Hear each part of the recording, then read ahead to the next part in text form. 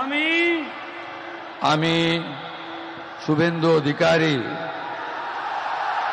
ঈশ্বরের নামে শপথ করিতেছি যে বিধি দ্বারা স্থাপিত ভারতের সংবিধানের প্রতি আমি অকৃত্রিম নিষ্ঠা ও আনুগত্য পোষণ করিব।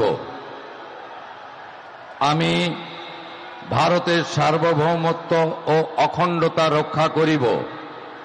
পশ্চিমবঙ্গ রাজ্যের মুখ্যমন্ত্রী রূপে আমার কর্তব্যসমূহ নিষ্ঠাপূর্বক এবং বিবেকসম্মতভাবে নির্বাহ করিব এবং ভয় বা পক্ষপাত, প্রীতি বা বিদ্বেষ রহিত হইয়া সকল শ্রেণীর জনগণের প্রতি সংবিধান ও বিধি অনুসারে ন্যায় আচরণ করিব।